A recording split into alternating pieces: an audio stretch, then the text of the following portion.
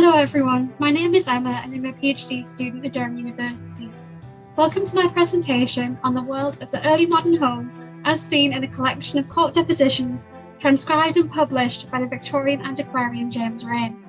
Using these depositions as our guide, we'll step back in time to the 16th century and uncover how ordinary people viewed their relationship to the home within the context of the church courts.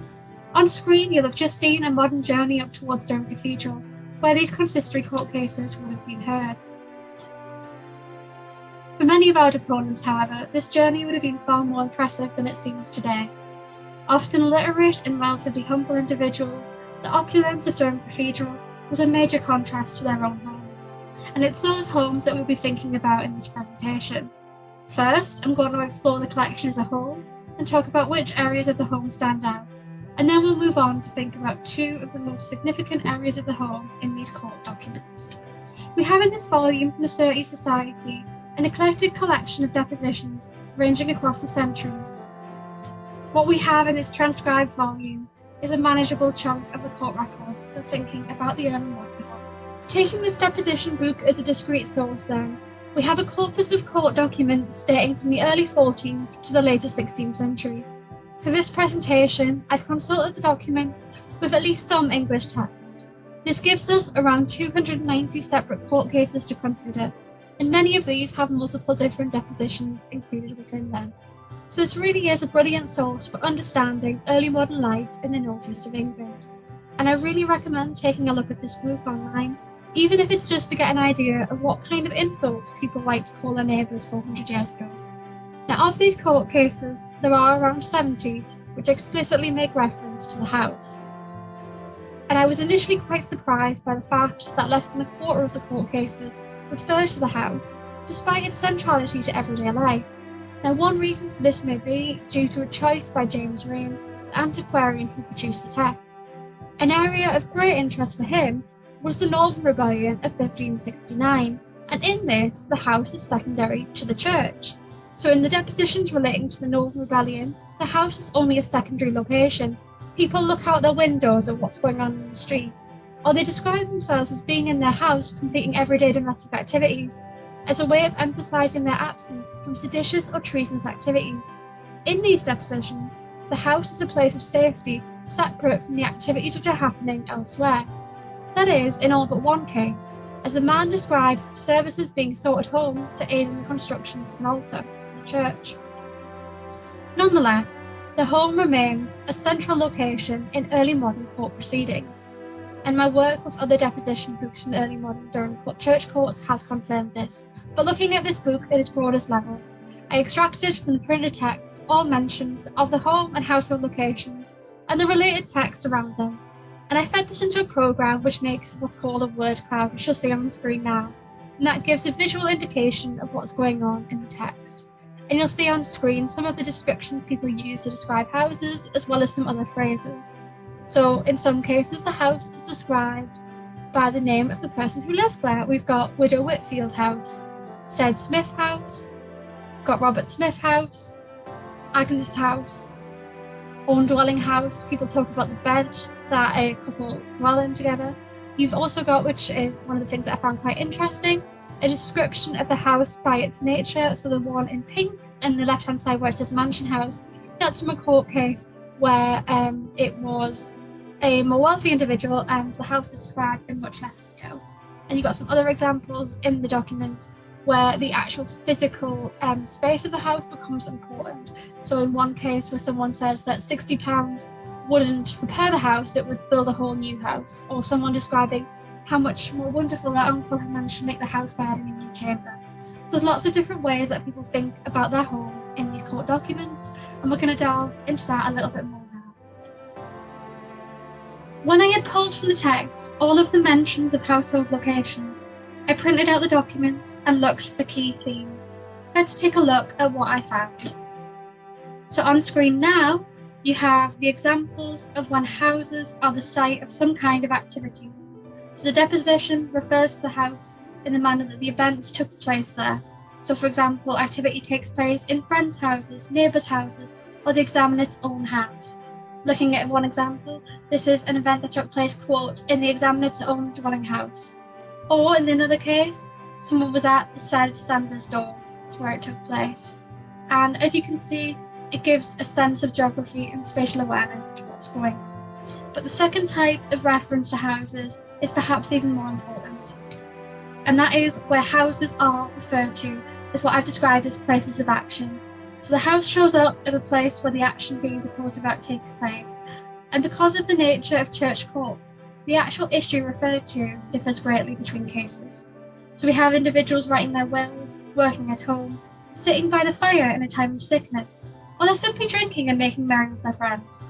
There's gossiping, the agreement of a marriage contract in the garden. But on the screen, you'll probably see one example which strikes you as a little strange, and I'll give you a second to see if you can spot it. So storing fish, what's that about, you might wonder? So there was a dispute between two neighbours, as one neighbour claimed the other had cut wood that lay on his ground. Now this activity related to the tying of salmon nets at the hedges so that the fish could be prepared. And the neighbour was so unhappy about all of this that he, quote, stroked the said Richard Robinson to the ground, end quote, with one of the fish. And it's details like that which really bring to life these cases in a way that might not be possible from the documents. Now one thing that is noticeable when I was looking at these documents as a whole is that in a lot of the cases, we don't really get an indication of the physical location in which individuals are sitting or standing. So going back to the previous slide, people are making merry in the house, they're drinking and talking together, or they're having a dispute, but where in the physical location of the house is taking place? So things happen in the examiner's house, where? And it's because of the nature of these documents. What happens is often more significant than where it took place. But we do hear about across the collection of numerous places. So there's a counting house, there's numerous descriptions of people standing at windows looking out. People are in bed. Two individuals are sick by the fire. People stand at the garth end, in the back house, at the back door, by the fire, at the front door, in the whole house, or simply sick in bed. And if we think, for example, about the window as a space, we have a woman who's watching what's going on outside, and she is, quote, occupied with her daughter child, end quote. So it appears to have been too cold for her to stay there for long, so she wouldn't have had glass these windows, presumably, unlike people who are luckier, such as the vicar of one of the Durham parishes in a later deposition, where people are complaining about how much he cares about how lovely his house and nice and warm it is to be there, compared to what you should be spending on the church itself. Now, this woman in particular didn't tarry. She didn't spend long at the window because, quote, she had a naked child in her house. So we're getting a sense of the everyday life of this woman. Now, people in these documents are thinking of the house and the home in a different way to how we might today. The house became a permeable boundary in which family and friends were very much inside each other's houses, more than we would expect nowadays. And you can also see in these documents the physical closeness of the houses. People are able to see quite a lot from their window, or even just sitting in their own home, they can hear a lot of their neighbours' business. And at times elsewhere in the Durham court records, that proved to be quite useful. For example, during the plague, you could listen at a door or a window in order to hear an individual's will and collect information about how they wanted to leave their goods. Other times in the Durham court records, you could say that the nearness of neighbours' houses become a hindrance rather than a help because, for example, somebody heard an argument happening in the house and they decided to just breach the boundary of the house and walk in because they're concerned about a female neighbour. And for that woman, that was probably a good thing, but it could have caused problems between the relationship between the husband and wife. Now, when we look at all of the places in the house appearing in this set of depositions, there are two which stand out as more significant. These are, firstly, the doorway, and secondly, the bedchamber. And I've got two examples I'd like to share with you now to talk about these spaces in a little bit more detail. Janet Spence versus Robert Ward, a case from Herworth in 1575. This is a fornication case, and Robert was well known in the community. A neighbour deposed she had known him for 20 years, while Janet is a newcomer. She appears in the village, or in the recollections of her neighbours at least, only with her arrival into the house of Robert Ward the previous year. She's a servant. Margaret Middleton says Janet was, quote, begotten with child, and she had told the parson of her neighbours this. But Robert doesn't want a servant who will give him a bastard child, and especially not one who's willing to declare all of this to the entire community. And she says, quote, never named any man or child to be father of a said child, said Robert, end quote. So Robert casts her out. He feels he has no other option than to get rid of the servant who's causing him nuisances. So for a short time, Janet seeks the assistance of her neighbours, but then, as a quote, poor wench, end quote, she finds herself assessing what the best action to take is. For a time, she leaves the local community and goes elsewhere. What she needs a child to be born in the parish which will be inclined to provide assistance. Servants are often transitory workers moving between employments frequently. The parish of the father of her baby is her best bet. So she returns, heavily pregnant, and the door of the home becomes significant. Elsewhere in the deposition collection, the doorway is the poorest order between outside and inside.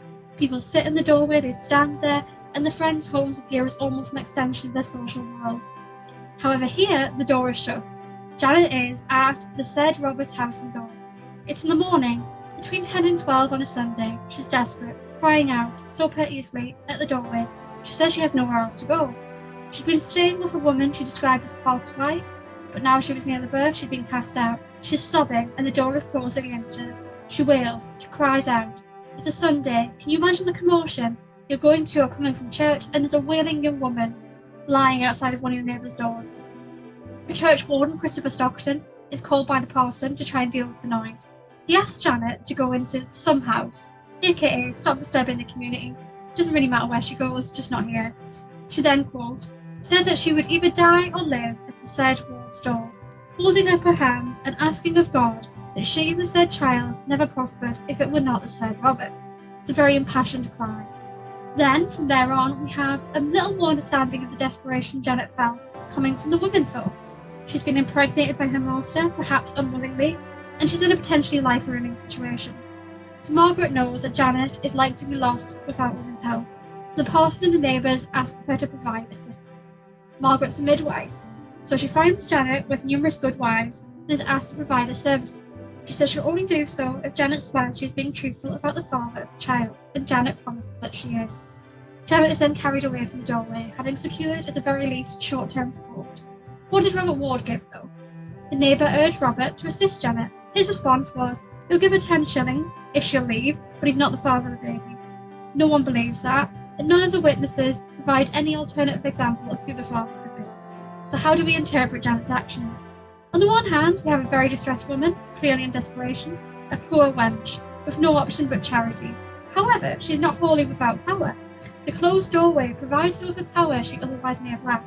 By refusing her entry into the house, Robert ensures that the commotion takes place in public view. Neighbours don't need to listen covertly at the window, they can see exactly what's happening. And Janet's unwillingness to go quietly and her loud appeals of clasped hands, swearing before God that the child is Robert's, are her saving grace.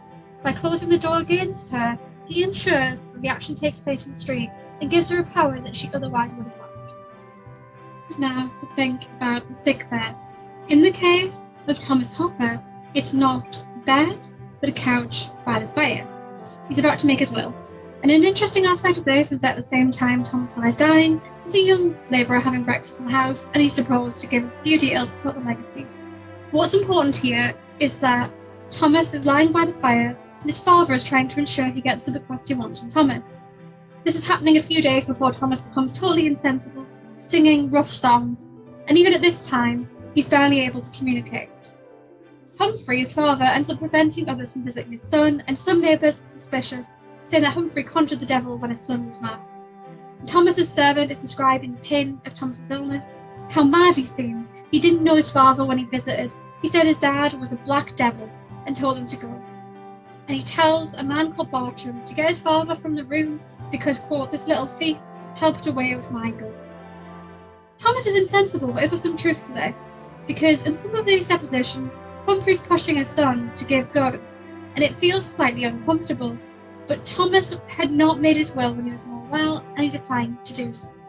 So what we have is very interesting here is, because the individual is sick of a non-contagious disease, the amount of people in around the bed is very high, and this is very important in early modern life. The sickbed isn't a private place. It's a place where relationships can be negotiated and renegotiated, as you'll see on screen with the other example of Giles' story, which you might like to read too. In this presentation, we've thought about the doorway and the sickbed, and what depositions can show us about the early modern home. Thank you for listening, and I look forward to talking more about this at the conference soon. Bye for now. That's 9 seconds.